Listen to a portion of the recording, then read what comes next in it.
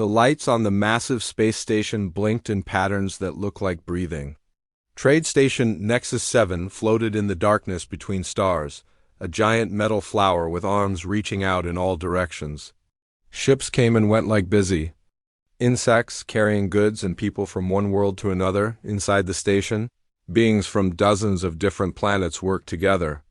Some looked like walking crystals that sang when they moved. Others were soft and round, floating in bubbles of water. There were tall, thin creatures with too many arms and small, fuzzy ones that scurried around on 6 legs. All of them lived. In peace here, trading and talking and learning from each other, Zethra sat in the communication center, her crystal body catching the light from dozens of screens. She was young for her kind, only 300 years old, and this was her first job away from her homeworld.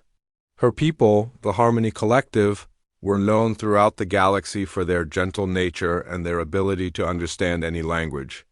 That made them perfect for working in places like Nexus 7, where so many different species came together. The day had been quiet so far. A few cargo ships had asked for landing permissions. Some traders had sent messages about prices for rare metals. A scientific vessel had requested supplies for a long journey to study distant stars. Normal, peaceful business. Then the strange signal came through. At first, Zethra almost ignored it. The signal was weak and broken, full of static and gaps. It was coming from the outer rim of the galaxy, from a place that most civilized beings avoided. The star charts marked that area with warnings in dozens of languages.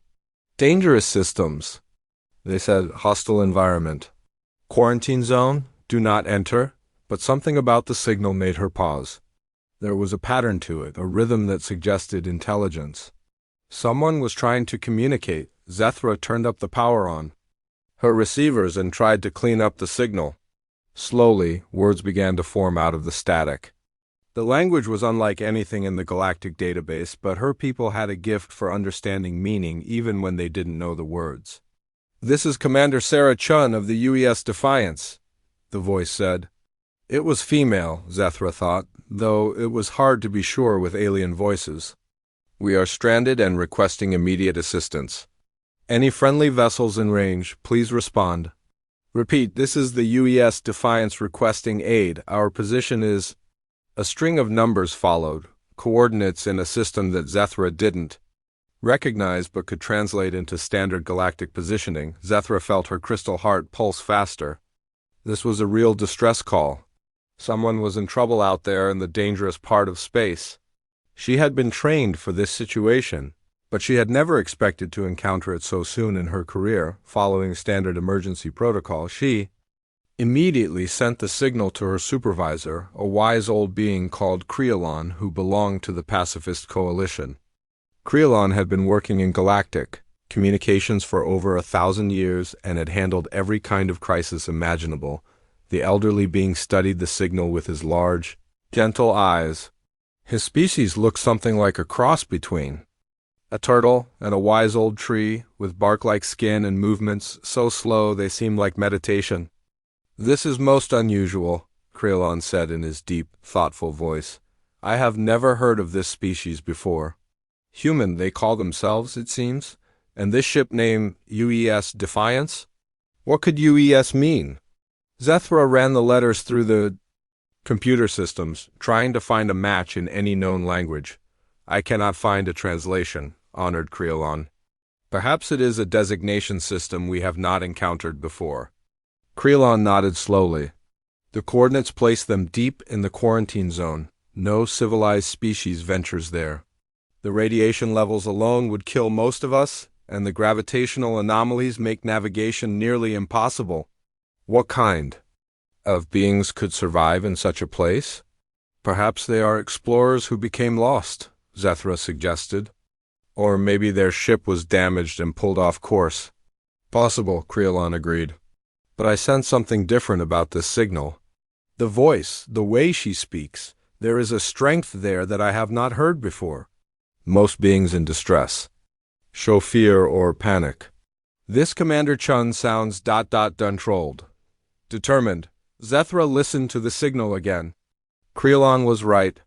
The voice was calm and clear, even though the speaker was supposedly stranded in one of the most dangerous parts of the galaxy.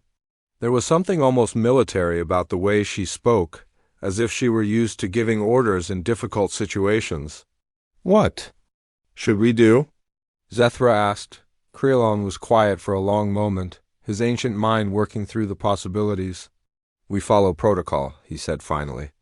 "All civilized beings have a duty to help those in distress, no matter how strange they might seem. Send the signal to all ships in the area. Alert the Galactic Rescue Coalition. And prepare a full communication package about our peaceful intentions." "Yes, honored Creelon." Zethra began working at her console, her crystal fingers dancing over the controls.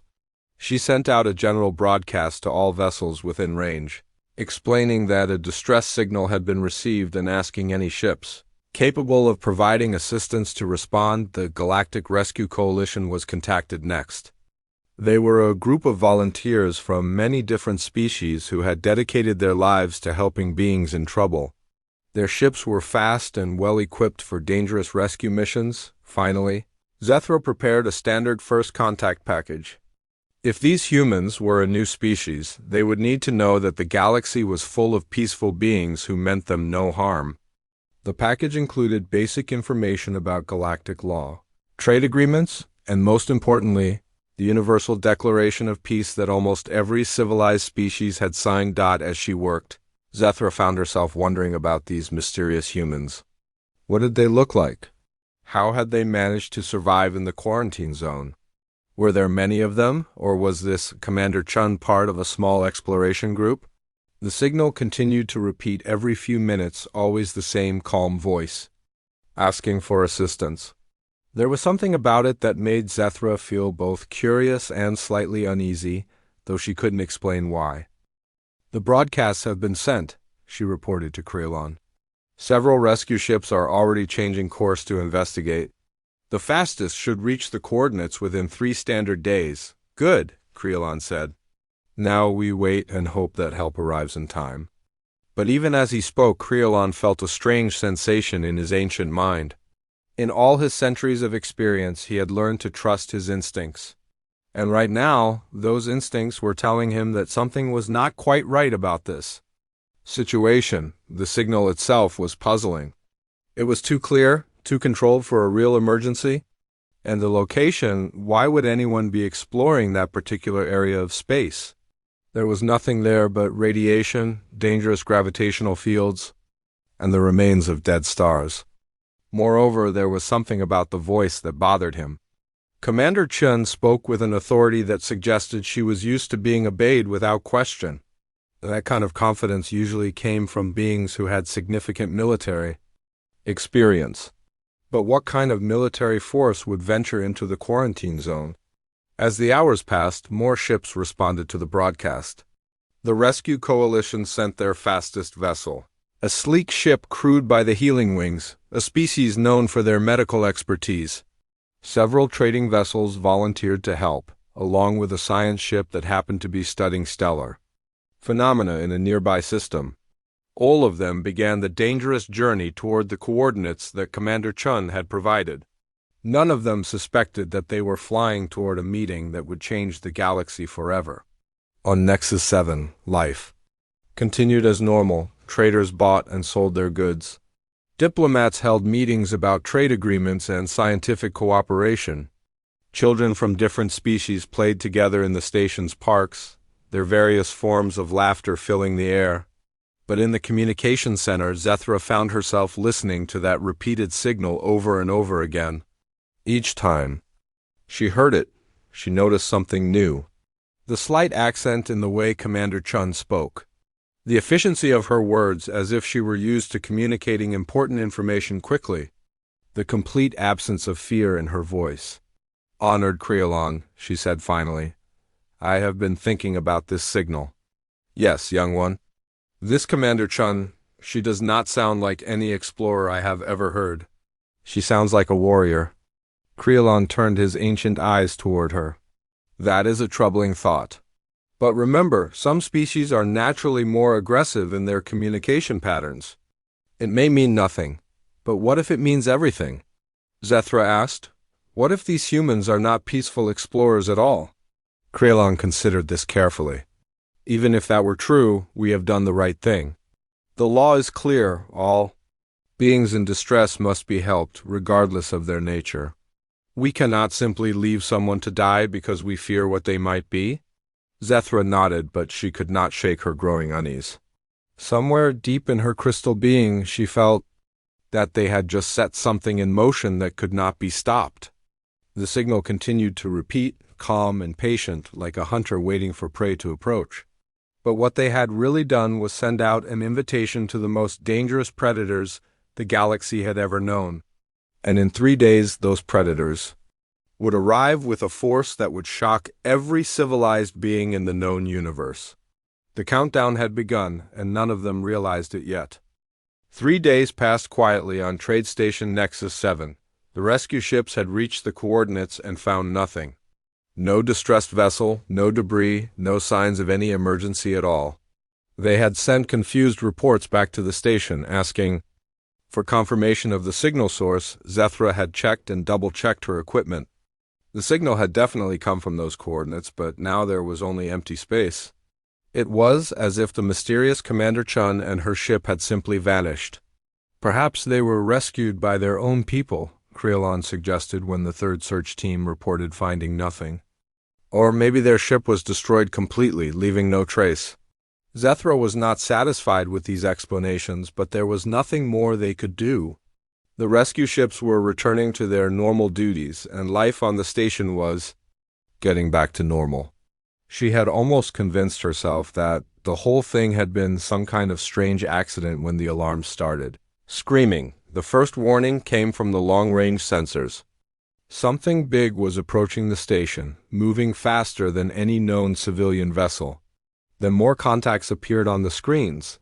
Then more. Within minutes, the sensor displays were filled with red warning symbols. What is happening? Zethra asked, her crystal body vibrating with fear. Krelon was staring at the main display screen, his ancient face showing an expression she had never seen before. Ships, he said quietly, many ships. More than I have ever seen in one place. The station's artificial intelligence began speaking in its calm, electronic voice. Warning, large fleet approaching. Number of vessels? 237. Classification, unknown. Intent, unknown. All personnel prepare for possible evacuation. 237 ships. Zethra could barely understand such a number. The largest fleet she had ever heard of belonged to the Galactic Defense Force, and it only had 50 vessels? Even the great trading convoys that carried goods between star systems rarely numbered more than 20 ships. Could it be a celebration? She asked hopefully. Perhaps some species is having a festival, and we did not receive the announcement? Krelon shook his head slowly.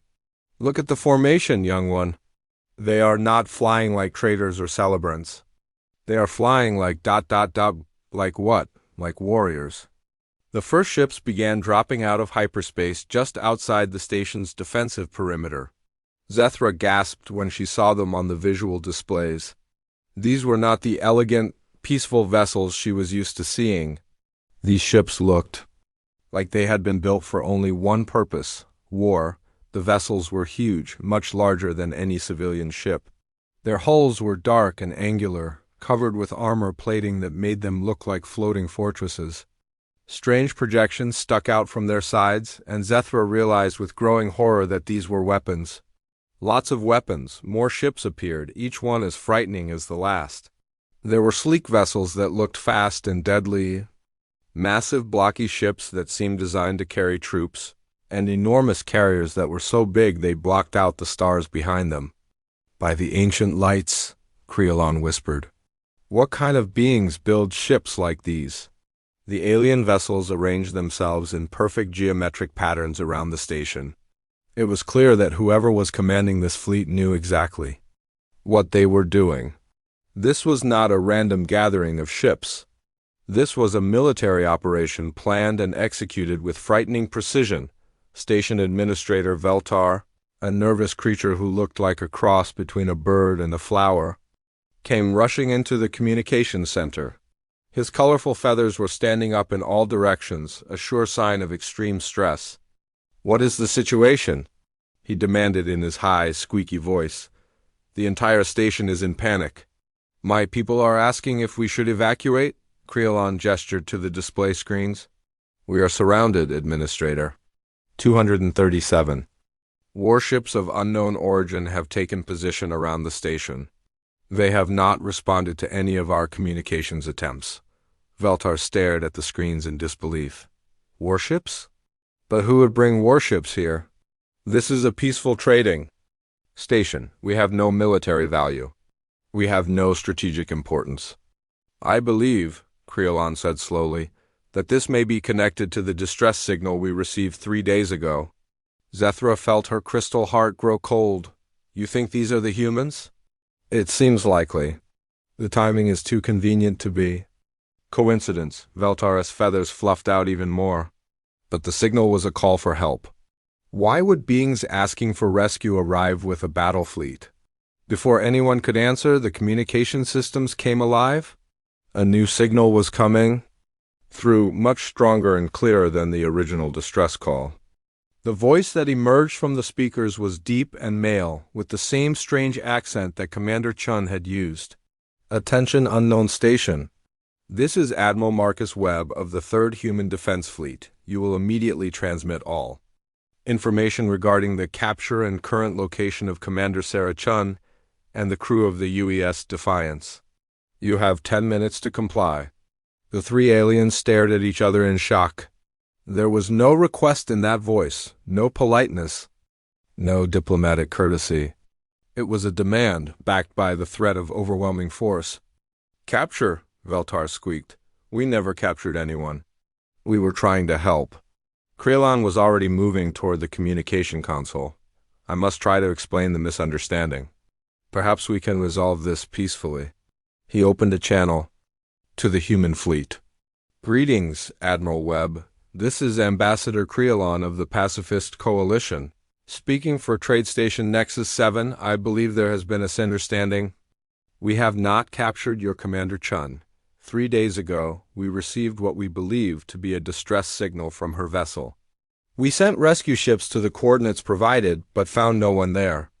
There was a long pause before the Admiral responded. When he did, his voice was even colder than before. "You intercepted a classified military transmission and then dispatched vessels to investigate.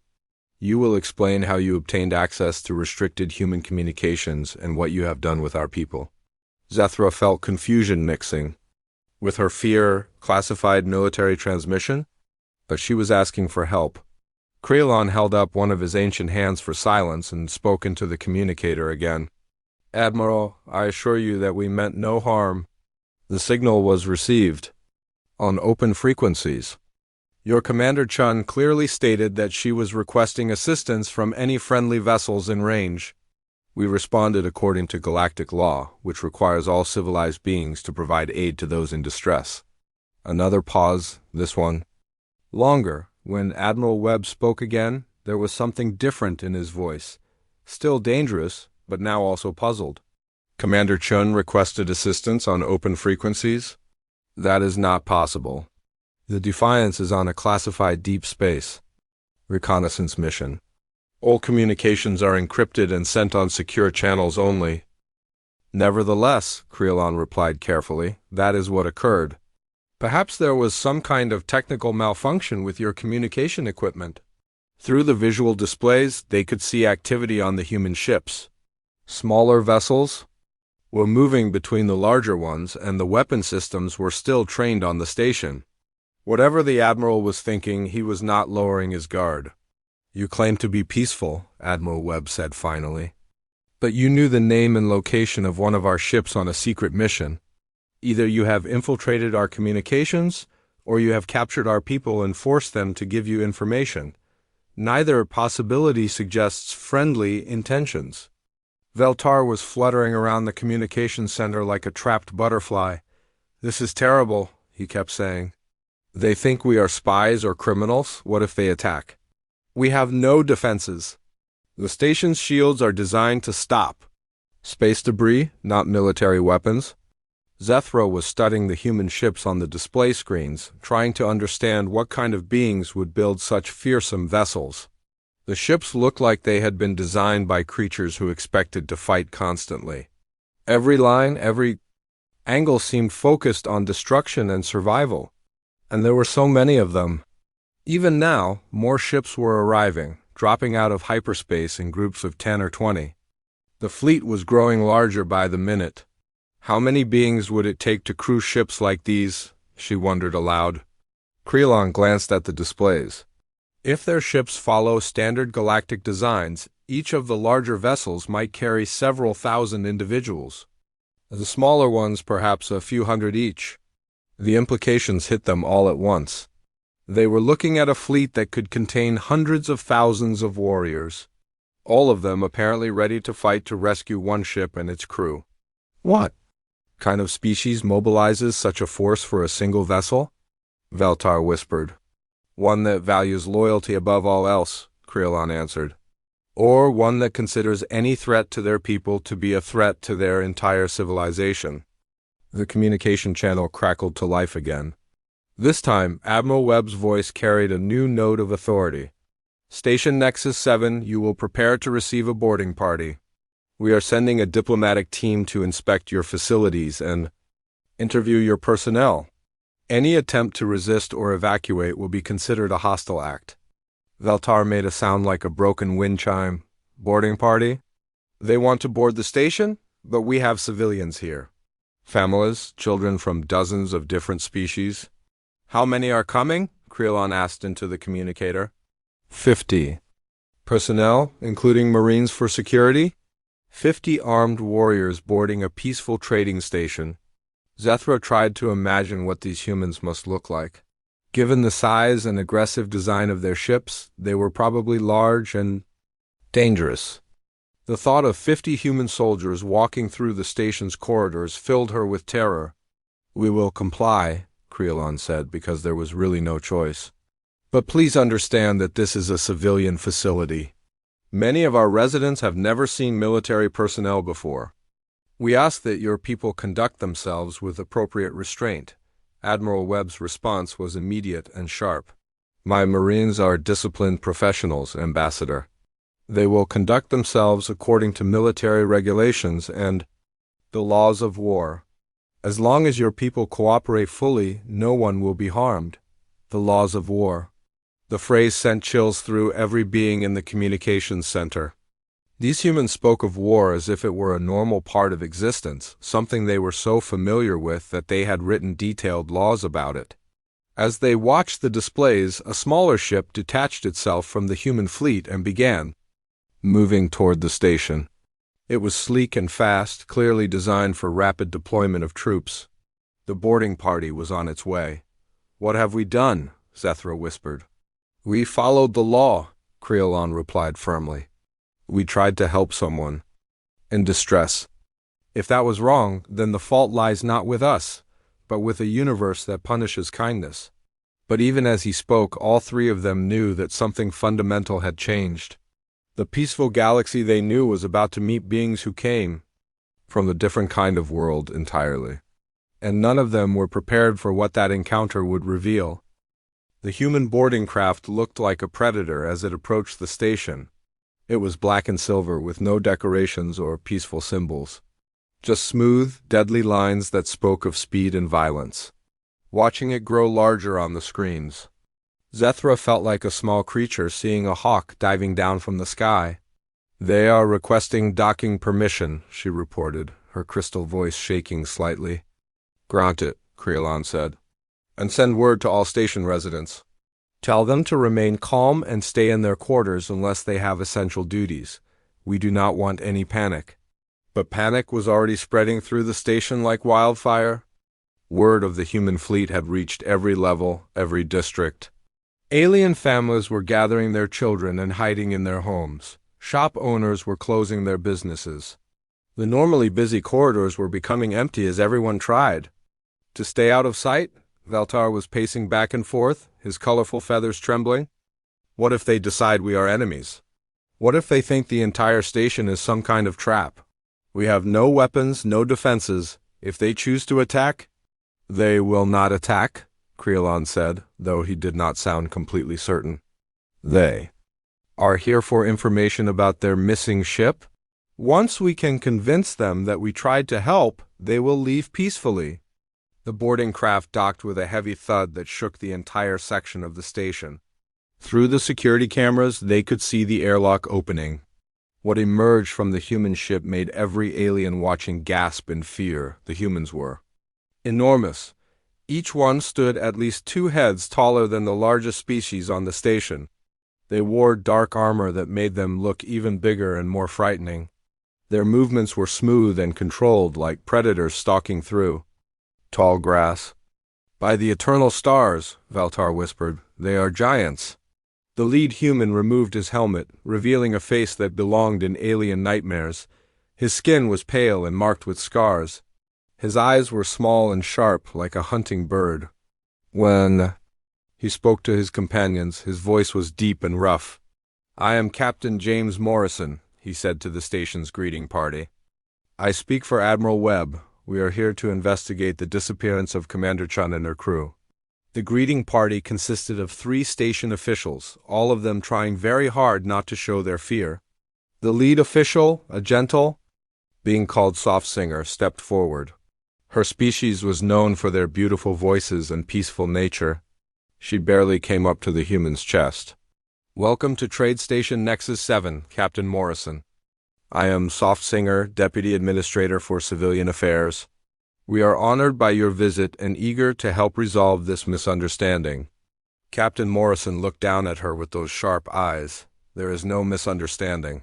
One of our ships is missing and you people were the last to have contact with it. We want answers. Of course, Soft Singer said quickly. Please allow us to escort you to our communications center. Ambassador Creelon can explain everything that happened. As the group moved through the station's corridors, more humans followed behind them. Zethra counted 12 of them, all wearing the same dark armor and carrying weapons that looked far too large for any civilized being to handle. Their heavy boots made the floor shake with each step. The station's residents who saw them could not help but stare. Children peeked out from behind their parents, pointing at the strange, tall creatures. Some of the more delicate species actually fainted when the humans walked past. The smell of fear filled the air. One small child, a fluffy creature with 6 legs and large, innocent eyes, broke away from its parent and ran up to one of the human Marines. The Marine stopped and looked down at the child, who was staring up at him in wonder. You are very big, the child said in its sweet, piping voice. Are you a giant from the old stories? The Marine's face softened slightly. He knelt down to bring himself closer to the child's level, though even kneeling he was still much larger. No, little one, he said in a gentler voice than anyone expected. I am just a person like you. My name is Sergeant Rodriguez. Rodriguez? The child repeated, having trouble with the strange human sounds. Are you here to hurt anyone? The sergeant shook his head. Not if I can help it. We are just looking for our friends who got lost. Before anyone could say more, the child's parent rushed over and scooped up their offspring, apologizing repeatedly. To the human. Sergeant Rodriguez stood up slowly, and Zethra noticed that he looked almost sad as the family hurried away. When they reached the communications center, Captain Morrison and 4 of his Marines entered. The rest stayed outside to guard the corridors. The small room suddenly felt very crowded with the large humans inside. Creelon stood to greet them, his ancient dignity intact despite the circumstances. Captain Morrison, I am Ambassador Creelon. I have been hoping to speak with your people and resolve this situation. The human captain studied the old alien carefully. You are the one who spoke with Admiral Webb? I am. Please, let me explain what truly happened. Creelon gestured to the communication equipment. 3 days ago, we received a signal from your Commander Chun. She said she was stranded and requesting assistance. We sent rescue ships to help her, but they found nothing at the coordinates she provided. Show me the signal, Captain Morrison demanded. Zethra played back the original transmission. Commander Chin's voice filled the room, calm and clear as she asked for help. The humans listened carefully, and she could see surprise on their faces. "That is definitely Commander Chun," one of the Marines said quietly. Captain Morrison frowned. "But the Defiance is not in distress. She is on a routine survey mission in the Outer Rim. All her reports have been normal." "Perhaps there was some kind of technical problem," Crayon suggested. "Your communication equipment might have malfunctioned and sent the wrong message." "Our equipment does not malfunction," the captain said firmly. "Human technology is built to work perfectly, even in the worst conditions." Zethra found courage to speak up. "Captain Morrison, may I ask a question?" The human turned those sharp eyes toward her, and she felt like he was looking directly into her crystal soul. "What?" The voice in the transmission, Commander Chun, she sounded very calm for someone who was supposed to be in trouble. "Is that normal for your people?" Captain Morrison's expression changed slightly. Commander Chun is a veteran officer. She has been in combat many times. She would remain calm even in the worst emergency. He paused, thinking. But you are right.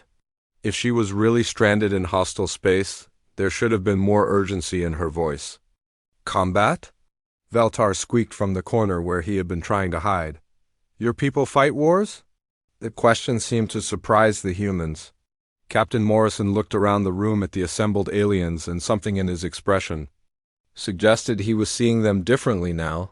"You do not have wars?" he asked.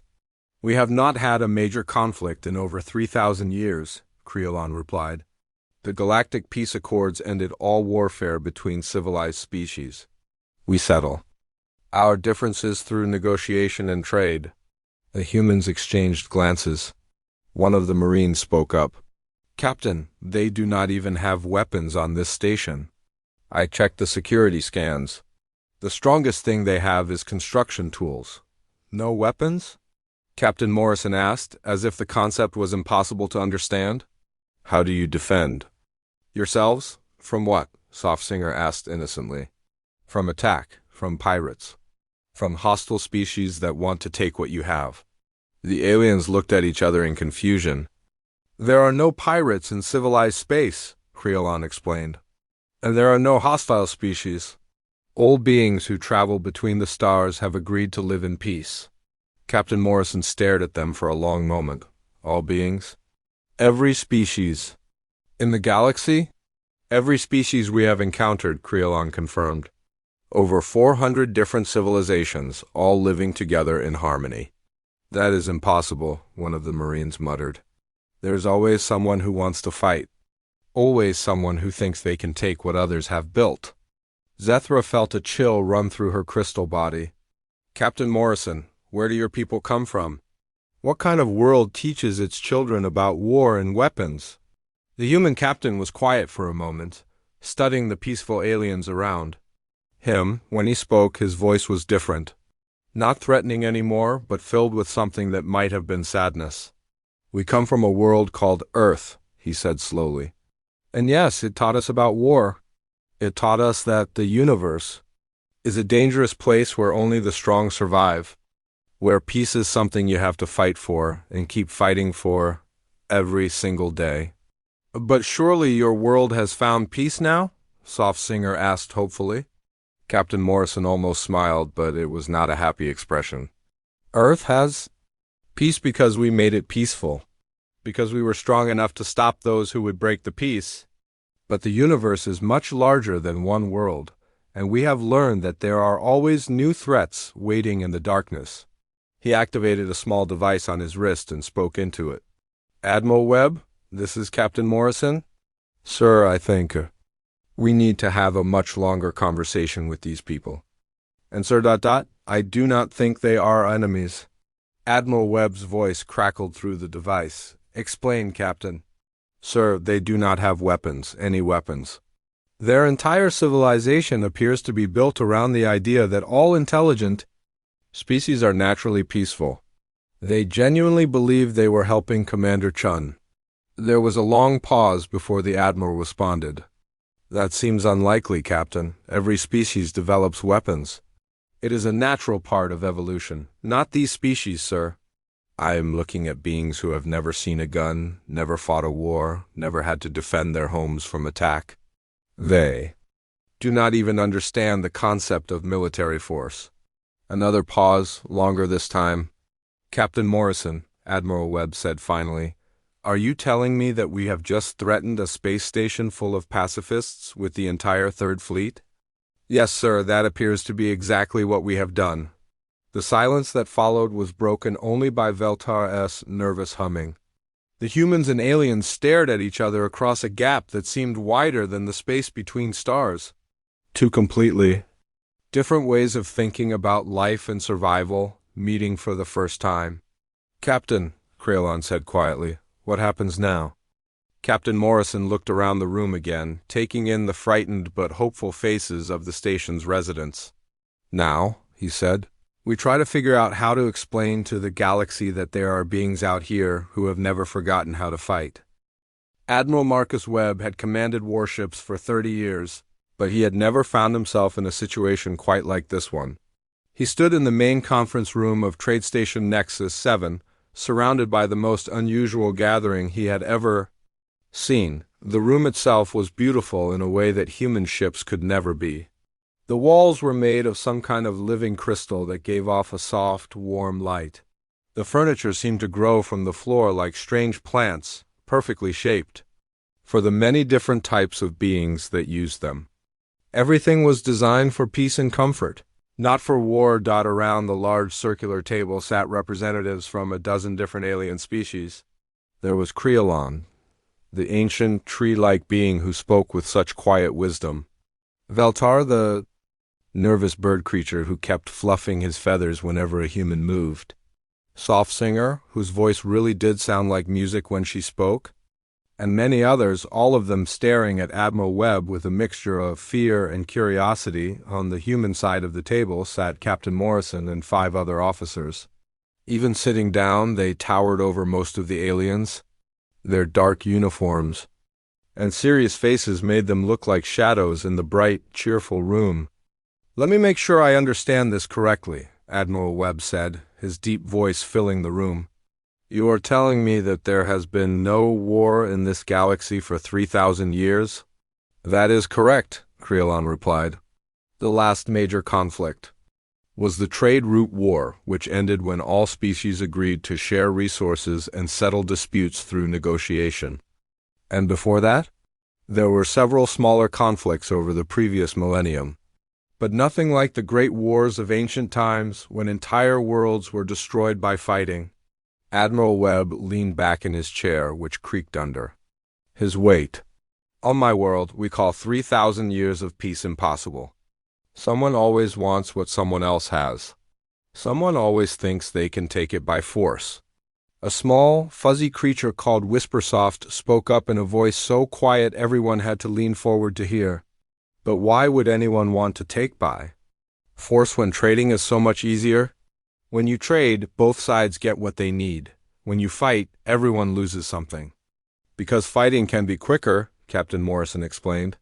If I want your food and you will not trade it to me, I might decide to just take it from you. But then I would not trade with you again, Whispersoft said, confused.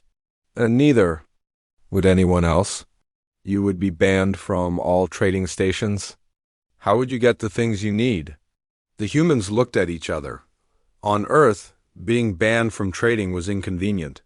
But it was not a death sentence because humans had learned to take what they needed if they could not get it peacefully. Perhaps. Admiral Webb said slowly, you should tell us more about your worlds. What are they like? Soft Singer brightened at the question. Oh, my homeworld is wonderful. The gravity is very light, so we can almost fly through the air. The weather is always warm and gentle. Food grows everywhere without any work. The water is clean and sweet. There are no dangerous animals, no diseases, no natural disasters. It sounds like paradise, one of the human officers said. Most of our worlds are similar, Creolon added. We only colonize planets that are safe and comfortable. There would be no point in living somewhere dangerous when there are so many pleasant worlds available. Admiral Webb felt something cold settling in his stomach. How many worlds like this are there? In civilized space, perhaps 10,000 inhabited planets. All of them peaceful and safe. 10,000 paradise worlds? the Admiral repeated quietly. And you have never encountered a world that was difficult to live on? The aliens looked confused by the question. Veltar tilted his colorful head. What do you mean by difficult? Hostile weather, dangerous animals, poisonous air or water, natural disasters like earthquakes or volcanic eruptions? Why would anyone try to live on a world like that? Whispersoft asked. There are so many good worlds available. Captain, Morrison spoke up. What if there were no good worlds available? What if the only choice was to live on a dangerous world or die? That situation has never arisen, Creelon said. Space is vast. There are always more good worlds to find. Admiral Webb stood up and walked to the large window that looked out at the stars. In the distance he could see his fleet, 200, and 37 warships ready for battle. Ships built by a species that had never known easy choices or safe worlds. Tell me, he said without turning around, have any of you ever heard of a world classified as Class 12? There was silence behind him. Finally, Creelon spoke. I am not familiar with that classification system. What does Class 12 mean? Admiral Webb turned back to face them. In human science, we rate planets by how dangerous they are to live on. Class 1 is completely safe, like your paradise worlds. Class 12 is the highest rating we have ever given to a planet that actually supports complex life. And Class 12 means? It means a world so hostile that it should not be possible for intelligent life to evolve there. A world where everything is trying to kill you every single day, from the moment you are born until the moment you die. The aliens stared at him in horror. Soft Singer's musical voice was shaking when she spoke. Surely no beings could survive on such a world. One species did, Admiral Webb said quietly. We call ourselves humans. And we call our homeworld Earth. The room erupted in shocked whispers and gasps. Several of the smaller aliens actually fell off their chairs. Veltar made a sound like a broken flute. You come from a Class 12 world? Creelon asked, his ancient voice filled with disbelief. Born and raised? Captain Morrison said with something that might have been pride. Earth tried to kill us in every way possible.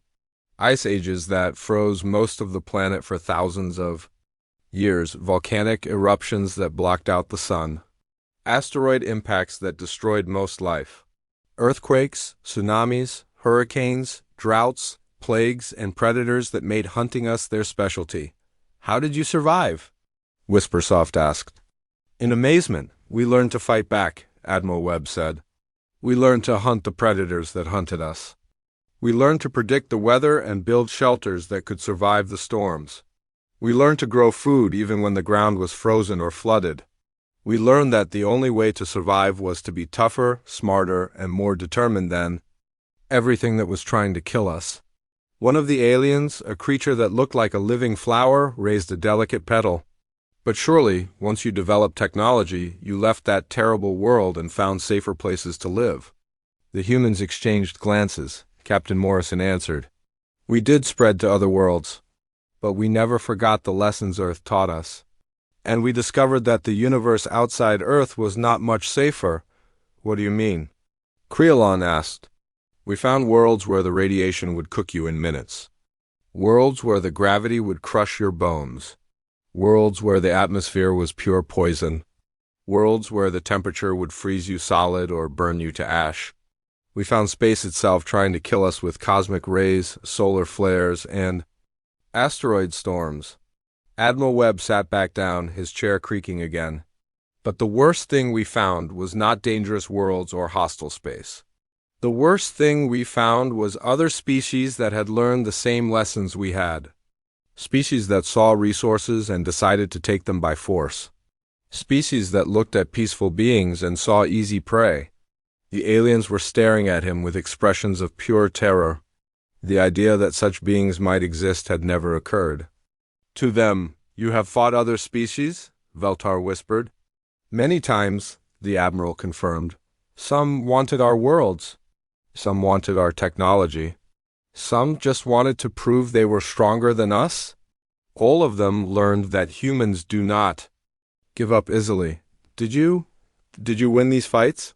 Soft Singer asked, though she looked like she did not want to hear the answer. We are still here, Captain Morrison said simply. They are not. The room fell silent except for the soft humming of the station's life support systems. The aliens were trying to process the idea that the galaxy contained beings capable of wiping out entire species in warfare. Finally, Whispersoft asked the question they were all thinking. If you are so dangerous, why have you not conquered our worlds? Why have you not taken our resources by force? Admiral Webb considered the question carefully. Because conquest is not our goal, survival is our goal. We fight when we have to, not because we want to. Your species pose no threat to us, so we have no reason to fight you. But your fleet, Creelon said. 237 warships. That is enough to conquer this entire sector of space. That fleet, Admiral Webb said, came here because we thought one of our people was in danger. We thought you had captured or harmed Commander Chun. When we believed our own were threatened, we responded with everything we had? The aliens looked at each other in amazement. These humans had mobilized a massive war fleet to rescue a single ship and its crew. The level of loyalty and determination that represented was beyond their understanding. What happens now? Creelon asked. Now that you know we are not your enemies? Admiral Webb stood up again and looked out at his fleet. Now we try to figure out how two completely different ways of life can exist in the same galaxy. You have built a civilization based on peace and cooperation. We have built a civilization based on strength and survival. Somehow, we need to find a way to coexist. Is that possible? Soft Singer asked hopefully. The Admiral turned back to them, and for the first time since boarding the station, he almost smiled. 3 days ago, I would have said no. Peaceful. Species and warrior species cannot share the same space. One always destroys the other. And now? Now I have met beings who responded to a distress call from complete strangers by sending rescue ships into dangerous space. Beings who have never even considered using violence to solve their problems. Beings who built a paradise among the stars and invited everyone to share it. He paused, looking around the room at the assembled aliens. Perhaps there is something humans can learn from that kind of thinking. And perhaps there is something you can learn from us about surviving in a universe that is not always as peaceful as your corner of it. Captain Morrison spoke up. Admiral, what about Commander Chun? We still do not know why her ship sent that transmission. Admiral Webb nodded. We will find out when she arrives. I sent word for the Defiance to rendezvous with us here. She should be arriving within the hour. The aliens looked at each other nervously. Soon they would meet the human who had started this entire crisis. The woman whose simple transmission had brought a war fleet down upon their peaceful station. None of them could imagine what would happen when she learned what her request for help had caused. The used Defiance dropped out of hyperspace with the grace of a hunting shark. Unlike the massive warships of Admiral Webb's fleet, Commander Chun's vessel was built for speed and stealth. It was sleek and dark, designed to slip through space. Unseen and unheard, on Trade Station Nexus 7, every being with access to a viewing screen watched as the ship approached. The aliens had spent the last hour learning about human civilization, and each new piece of information had been more frightening than the last. Now they were about to meet the woman who had accidentally started this entire crisis. There she is, Admiral Webb said, watching the Defiance maneuver toward the station. Commander Sarah Chun, one of our best deep space reconnaissance officers. 20 years of service, veteran of 4 major conflicts, and probably very confused about why half the Third Fleet is waiting for her. Zethra pressed herself against the observation window, her crystal body reflecting the light from the approaching ship. She has been alone out there in the dangerous parts of space? Not alone, Captain Morrison corrected. She has a crew of 40 specialists. But yes, they have been exploring systems that most beings would consider too dangerous to enter. 4. How long? This mission? 6 months. Her longest mission was almost 2 years in completely unexplored space. The aliens stared at him in amazement.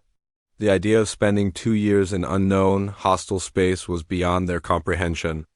On their worlds, even a day away from civilization was considered an adventure. The Defiance docked smoothly with the station. Through the security cameras, they watched as the airlock cycled open. Commander Sarah Chun stepped through, and immediately the difference between her and the heavily armed Marines became apparent. She was smaller than the other humans, though still tall by alien standards. Her uniform was clean and simple, without the armor and weapons that made the fleet Marines look so intimidating. Her face was calm and intelligent, with the kind of quiet confidence that came from years of making difficult decisions in dangerous places. Behind her came 6 members of her crew, all of them looking around the station with curiosity rather than suspicion. They seemed genuinely interested in the alien architecture and the peaceful atmosphere. "Admiral Webb," Commander Chun said as she entered the conference room. "I received your message, but I have to admit I am confused. My mission report shows everything proceeding normally. Why has the entire Third Fleet been mobilized?" Admiral Webb gestured to the assembled aliens. "Commander, meet the beings who intercepted your distress call 3 days ago." Commander Chun looked around the room with surprise.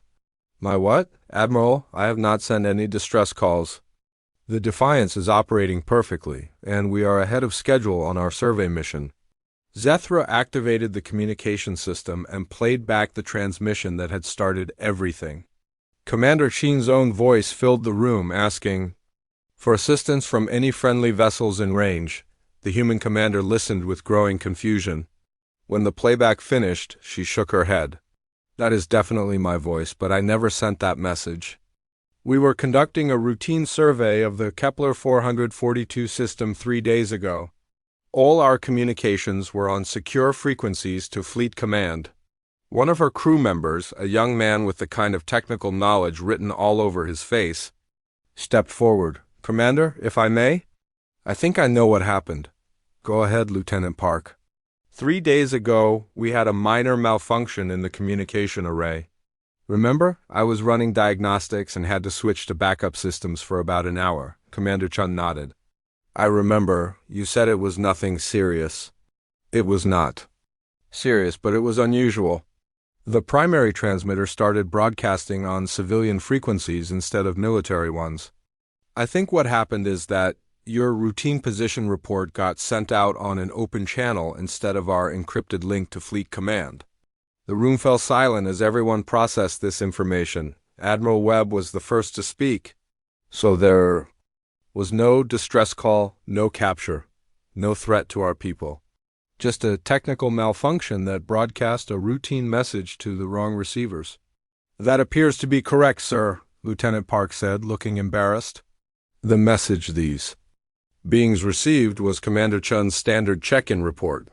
When she said requesting assistance, she was asking Fleet Command for updated navigation data, not requesting rescue." Veltar made a sound like a deflating balloon. "All of this happened because of broken communication equipment?" "Apparently," Commander Chun said, looking around at the massive fleet visible through the windows. "Admiral, exactly how many ships did you bring?" 237 combat vessels, 16,000 Marines, and enough firepower to level a small planet," Admiral Webb replied dryly. Commander Chun stared at him. "To rescue one survey ship? To rescue you, Commander? When we thought someone had captured or threatened one of our people, we responded with everything available." The aliens watched this exchange with fascination. The human military commander had deployed a massive war fleet to save a single ship and its crew of 40. The level of loyalty and mutual protection this represented was unlike anything they had ever seen. Soft Singer spoke up in her musical voice. "Commander Chun, may I ask about your mission? You have been alone in unexplored space for 6 months?" "Not alone," Commander Chun replied. "I have my crew, and we stay in regular contact with Fleet Command. But yes, we have been mapping systems in the outer rim that no one has ever visited before. Is it not frightening?" Whispersoft asked. "To go to places where no one has ever been, where you do not know what dangers might be waiting?" Commander Chun considered the question seriously. Sometimes, yes, we have encountered radiation storms, gravitational anomalies, and stellar phenomena that could destroy our ship if we make a mistake. But that is why we train so hard and why our ships are built so well. Someone has to explore the unknown, or we would never learn anything new. Creelon leaned forward with interest. What drives humans to seek out danger? Your species could live safely on the worlds you have already found. Why risk your lives exploring places that might kill you? Because, Commander Chun said simply, that is what humans do. We explore, we learn. We push boundaries. Earth taught us that survival means always moving forward, always adapting, always growing stronger. If we stop exploring, we stop growing. And if we stop growing, eventually something will come along that is stronger than us.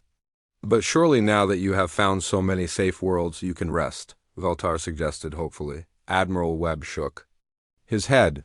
Commander Chun's mission is one of hundreds currently active. We have survey ships mapping new systems, research vessels studying alien phenomena, and colony ships carrying families to new worlds, all of them pushing further into the unknown. How far do you plan to go? Creelon asked. As far as we can. Commander Chun replied. Until we have seen every star, mapped every world, and understand every mystery the universe has to offer. The aliens looked at each other in amazement. This human drive to constantly explore and expand was completely foreign to their way of thinking. They were content with their 10,000 paradise worlds. The idea of always pushing further, always seeking new challenges, was both inspiring and terrifying. What happens now? Soft-Singer asked. Now that we understand what really happened? Admiral. Webb stood up and walked to the window again. His massive fleet floated in perfect formation, a display of power that could conquer half the galaxy. But now that same power seemed less threatening and more protective. Now we go home, he said. My fleet returns to its patrol duties. Commander Chun continues her mission, and the galaxy learns that humans are here. Will you tell others about U.S.? Zethra asked. Yes, the Admiral replied. Our government will want to know about your peaceful civilization. This is the largest collection of intelligent species we have ever encountered, and the first time we have found beings who have solved the problem of war. Will you try to conquer us? Veltar asked, still nervous despite everything he had learned. Admiral Webb turned back to face them, and his expression was serious but not unkind. No, humans do not conquer peaceful beings. We fight when we have to, but we do not start wars with people who mean us no harm. But what if some of your people disagree? Whispersoft asked. What if some humans think our worlds would be easy to take? The Admiral's face hardened. Then they would have to deal with the rest of us. Humans protect those who cannot protect themselves. It is one of our oldest laws. Commander Chun stepped forward. If I may suggest something, Admiral, perhaps we could establish a formal contact protocol. Our government and their governments could exchange ambassadors. We could learn from each other. What would humans want to learn from us? Creelon asked curiously. How to build a lasting peace, Admiral Webb said without hesitation. You have accomplished something that we thought was impossible. 400 species, 10,000 worlds, 3,000 years without war.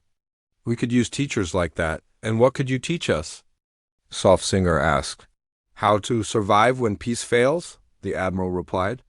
Because eventually, somewhere in this vast galaxy, you will encounter beings who do not share your peaceful nature. When that day comes, you will need to know how to defend what you have built.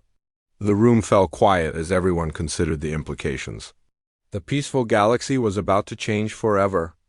The arrival of humanity would bring new possibilities and new challenges. Lieutenant Parks spoke up again. Admiral, Commander, if I may. I think there is something beautiful about this whole situation. How so, Lieutenant? This all started because of a mistake. A technical malfunction sent the wrong message to the wrong people. But instead of ignoring it, these beings immediately tried to help. They sent rescue ships into dangerous space to save people they had never met. He looked around the room at the assembled aliens. And when we thought our people were in danger, we came with everything we had to bring them home safely. Both of our civilizations, despite being completely different, acted with honor and loyalty and care for others. Admiral Webb nodded slowly. The lieutenant has a point? Perhaps humans and the peaceful races have more in common than we thought.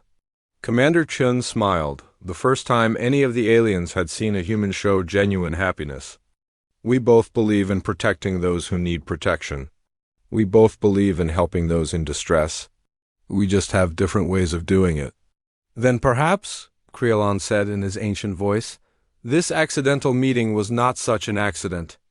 After all, perhaps the universe wanted us to find each other. 2 hours later, the human fleet began its departure. Ship after ship activated their hyperdrive systems and vanished into the void. The aliens of Trade Station Nexus 7 watched them go with a mixture of relief and sadness. Admiral Webb's flagship was the last to leave. Before it departed, he sent one final message to the station. His voice echoed through every corridor and every room. To the beings of Trade Station Nexus 7 and all the peaceful worlds beyond. You have shown us that the galaxy is larger and more wonderful than we ever imagined. You have taught us that there are still places where kindness exists without the need for strength to protect it. We will remember this lesson, and we will share it with our people. And if the day ever comes when your peace is threatened, remember that you have friends among the stars who have not forgotten how to fight. The message ended, and the Admiral's ship vanished into hyperspace. Zethra stood at the observation window, watching the empty space where the massive fleet had been. Do you think we will see them again? She asked. Creolon placed one of his ancient hands on her crystal shoulder. I think, young one, that this is only the beginning. The galaxy has just become a much larger and more interesting place. In the distance, stars sparkled like diamonds against the black of space. And somewhere among those stars, human ships continued their endless journey, exploring, learning, and carrying with them the memory of a peaceful station where different civilizations had learned to understand each other. The universe would never be quite the same again.